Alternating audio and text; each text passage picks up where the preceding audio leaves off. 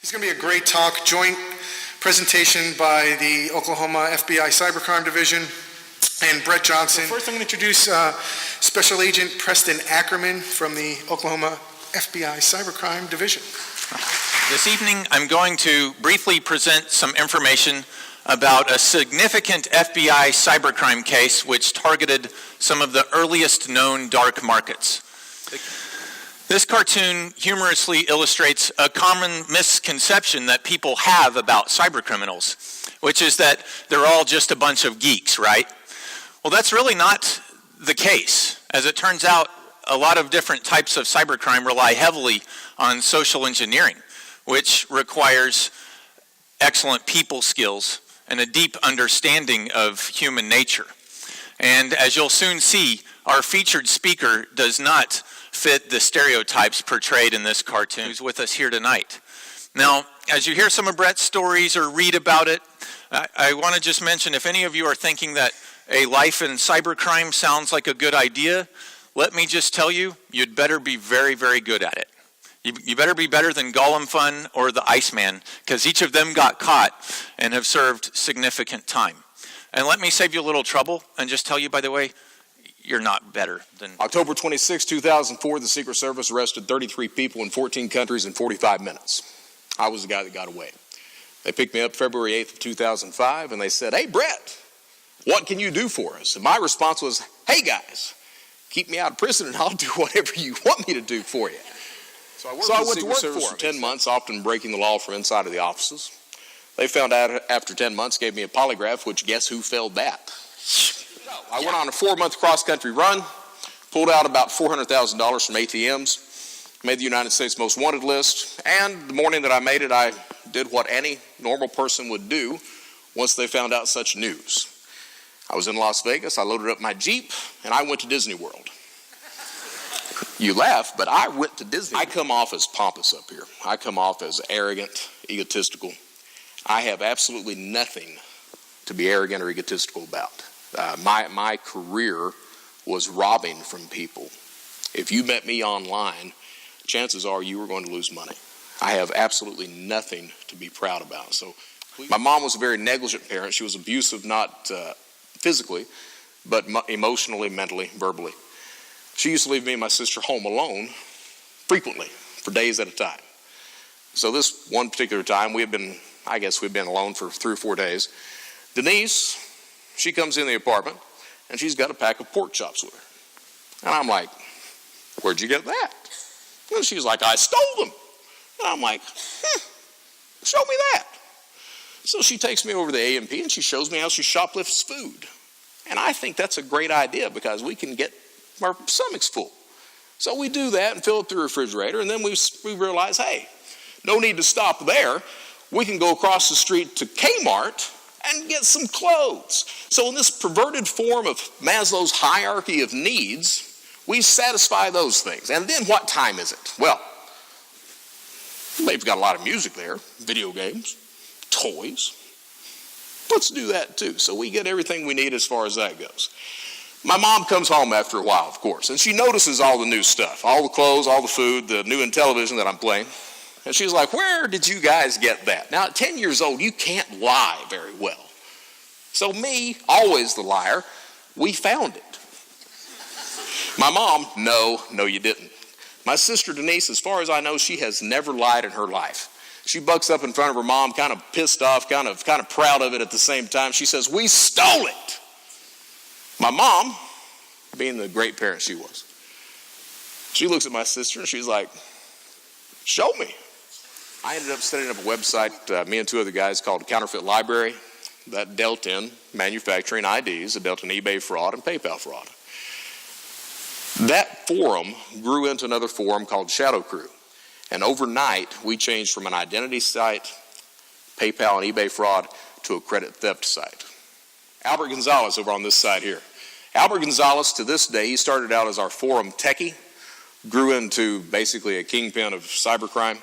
To this day, he is the #1 credit card thief of all time. Over 170 million numbers, Heartland Payment Systems, TJ Maxx, Dave & Buster's. He ends up with 2 20-year sentences. Black and white picture. His name is Maxic. He was arrested in a Turkish airport. They got his laptop. He had TrueCrypt on it. They asked him for the key. He said, no. They said, okay.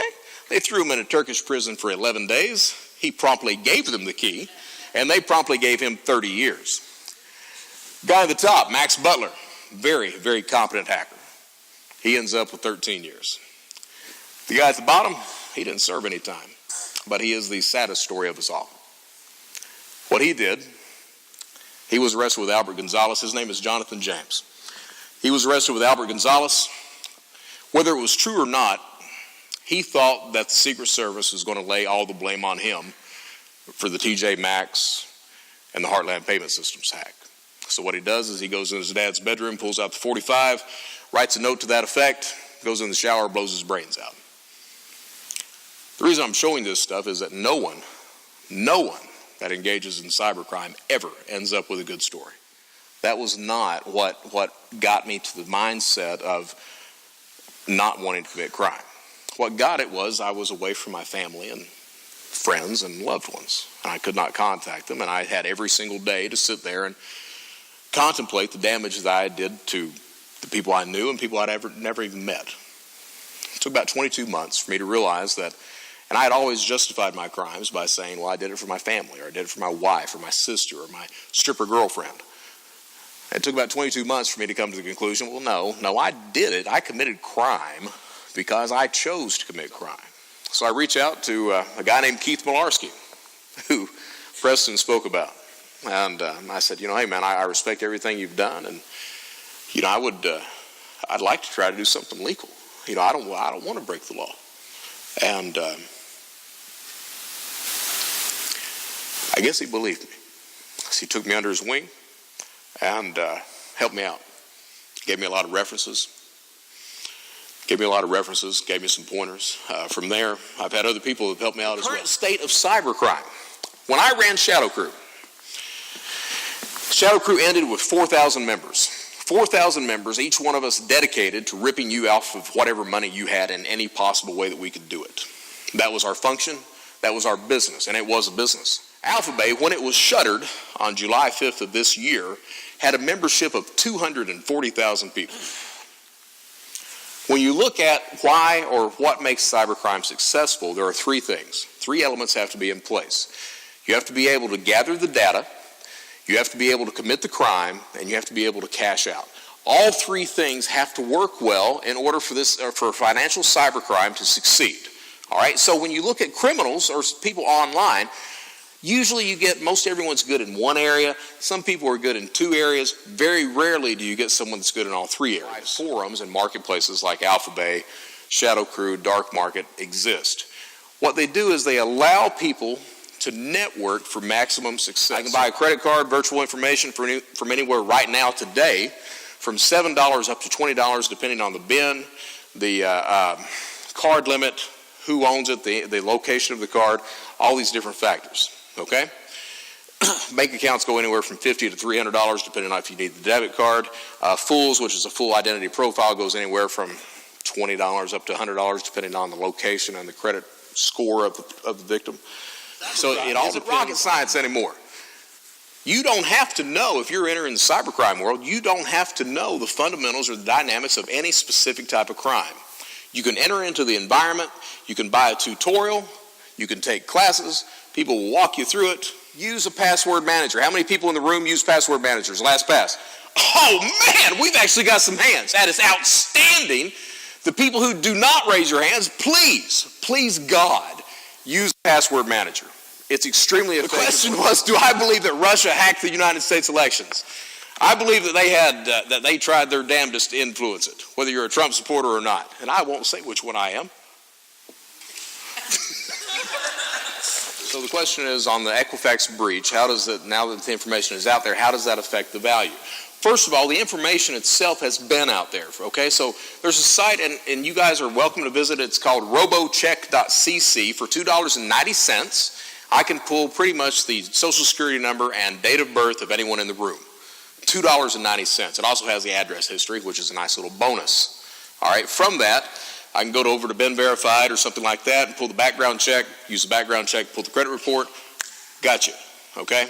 Now, What Equifax did is they basically consolidated that information, all right? And I know now that if I get Equifax data, that the information is correct. Sometimes the information you were getting from RoboCheck or Ben Verified or anything like that was simply just incorrect, okay? If I'm getting that data from Equifax, it's correct. So it's a boon all of a sudden. It allows me as a fraudster or anyone that's engaged in any type of financial cybercrime to take over any type of account that I would need to take over. It has the answers for any questions that might be asked to take over the account. Okay, so the types of fraud that could be pulled, and Equifax offered a year of monitoring. This is not a year problem. This is a problem that lasts years into the future. Fraudsters were already getting pretty good this past year of setting up new accounts or changing addresses on credit reports or adding addresses on credit reports. One of the reasons I tell you to remove old addresses is they're getting very good about setting up new accounts with old addresses. Okay, so I can do that. I can use an old address, order replacement cards, set up new accounts. They deliver the cards. I go up to the door. Knock, knock, knock. I think some mail got dropped off for me today. Do you have it? What do you think the chances are the person will just give me the mail without asking for ID? 100%.